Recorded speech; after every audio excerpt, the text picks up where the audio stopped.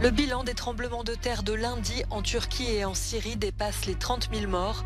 Antakya, dans le sud de la Turquie, est presque entièrement détruite. Le groupe de mercenaires russes Wagner a indiqué ce dimanche contrôler un village au nord de Barmout en Ukraine, une ville depuis des mois sous le feu de Moscou. Le bilan du tremblement de terre en Turquie et en Syrie dépasse désormais les 30 000 morts. La Syrie, même si elle a été moins touchée, a davantage souffert du manque d'aide humanitaire. Le premier convoi d'aide européen est arrivé dimanche. Il s'agit d'une cargaison envoyée par l'Italie qui a traversé le Liban. La plupart des victimes sont en Turquie où les secours arrivent au compte-gouttes, presque une semaine après la catastrophe. Antakya, ville de 400 000 habitants, a été quasiment détruite.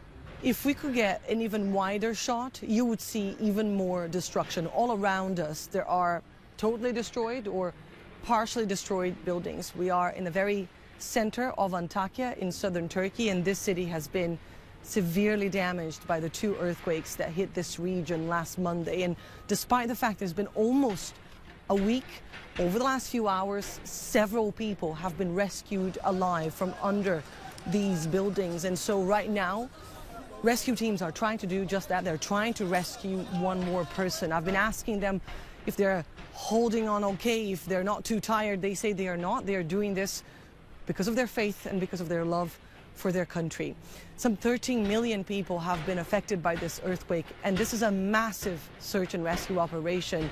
The area affected is larger than many European countries, and despite that, the government says it is doing everything in its power to coordinate all these different countries that are here on the ground trying to lend a helping hand. But right now, the situation remains very, very chaotic. As you can see, many roads, many streets are completely blocked, and there are thousands, if not tens of thousands of people still under the rubble. Annelies Borges in Antakya, southern Turkey, for Euronews.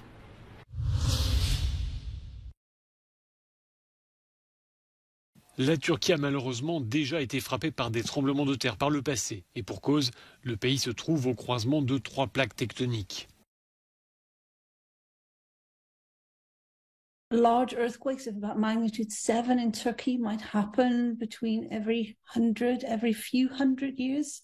They're more common in the north along a fault called the Northern Anatolian Fault than they are where this earthquake happened, where they may only happen every 500 years or so. Des milliers de bâtiments se sont effondrés, ajoutant à la dévastation. Et si les structures modernes ont pu mieux résister aux secousses, les bâtiments plus anciens se sont eux effondrés. C'est un problème récurrent et les autorités ont des décisions difficiles à prendre. We do a thing called retrofitting where we try to increase the capacity of these buildings to earthquake. The problem with that is it's quite expensive.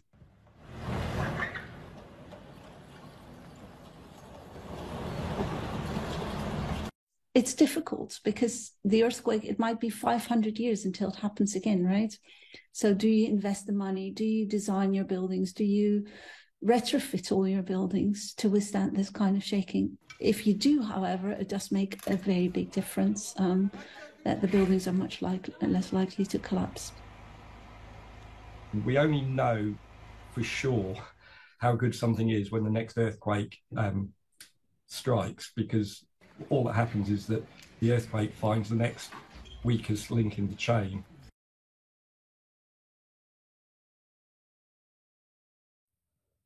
Le chef du groupe russe de mercenaires Wagner prétend s'approcher de sa cible dans l'est de l'Ukraine.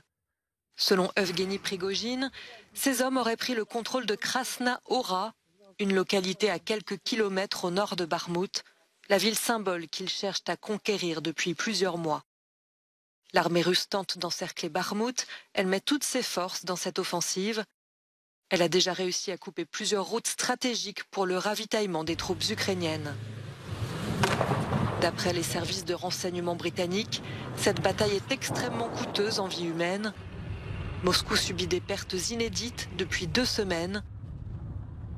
Londres estime que les Russes perdent en moyenne chaque jour 824 combattants. La Russie a tiré vendredi une salve de missiles sur l'ensemble du territoire ukrainien. Elle a fait 12 blessés, la plupart à Kharkiv.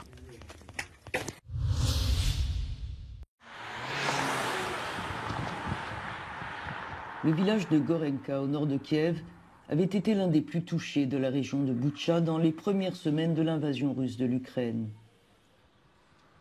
Plus d'1 millier de bâtiments y ont été détruits, dont beaucoup de propriétés privées.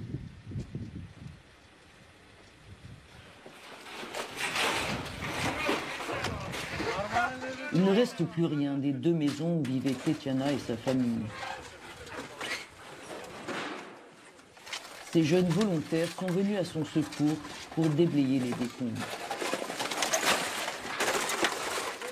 На жаль, у власників цих будинків немає можливості, немає коштів, щоб відбудувати це за власний рахунок, тому що вони, коли втрачають, вони втрачають абсолютно все. Тому ми, в принципі, як і волонтери, тому і працюємо тут безкоштовно, щоб допомогти їм. Це займає багато часу, сили, але просто немає іншого варіанту, щоб просто розчистити територію. La propriété familiale de Tetiana a été réduite en cendres par un obus tombé dans le jardin. Le travail des bénévoles lui a redonné espoir dans l'avenir. Вони мені прям підняли мене з того світу, можна сказати. Зараз ми розчищаємо територію, щоб можна було щось тут подальшому відновлюватись. Malgré ce qui s'est А passé, тут енергетика моєї бабусі, мами, моя. Саме це місце я люблю. Більш нікуди не хочу, тільки тут. les volontaires ont promis de continuer à aider Tetiana jusqu'à ce que le terrain soit entièrement nettoyé.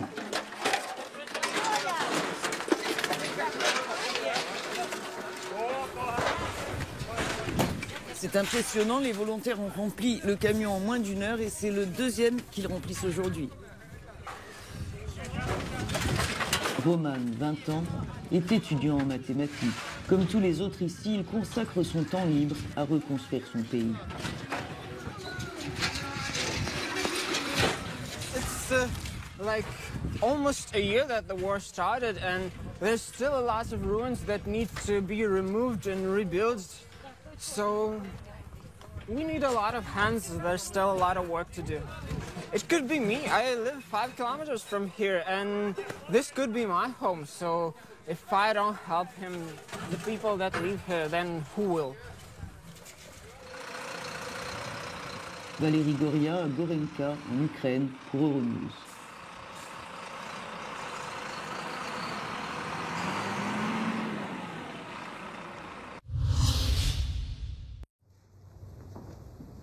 Le secrétaire général de l'OTAN, Jens Stoltenberg, ne remplira pas pour un nouveau mandat à la tête de l'Alliance Atlantique.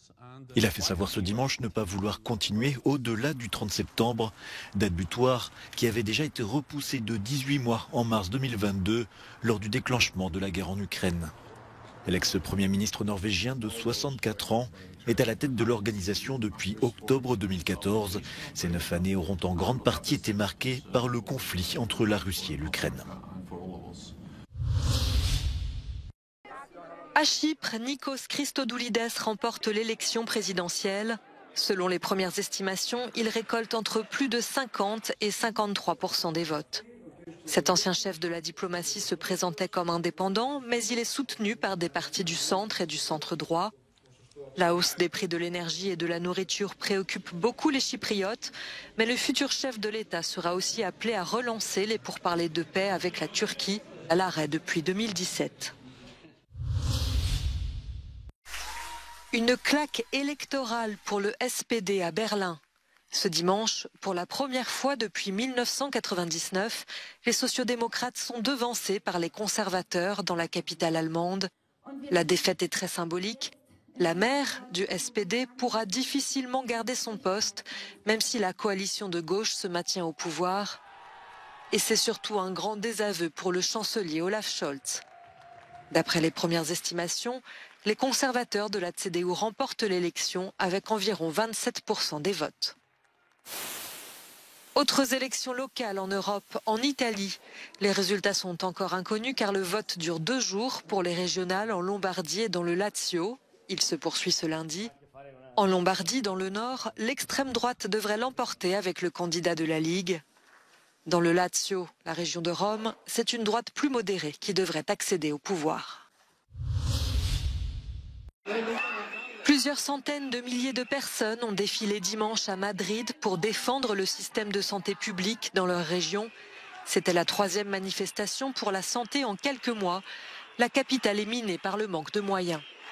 Trabajar en esta situación es verdaderamente imposible, atenta sobre la seguridad del ciudadano, del paciente. La présidente de la région, Isabel Díaz Ayuso, du Parti populaire, est accusée de favoriser les acteurs privés. La région est la dernière du pays en matière d'investissement dans la santé. Asbestas. Le film Asbestas a raflé 9 récompenses lors de la cérémonie des Goya, équivalent espagnol des Oscars. L'acteur français Denis Ménochet a notamment obtenu le prix du meilleur acteur. Ce drame rural, inspiré d'une histoire vraie, avait fait sensation lors du dernier festival de Cannes, où il était présenté hors compétition. Argentina 1985. Le prix du meilleur film étranger en langue espagnole a lui été attribué au drame historique Argentina 1985. Le long métrage revient sur le procès des chefs de la dictature militaire en Argentine. Cette 37e cérémonie des Goya a aussi été l'occasion de rendre hommage au réalisateur espagnol Carlos Saura, décédé vendredi à l'âge de 91 ans. Le Goya d'honneur qu'il devait recevoir a été remis à ses proches.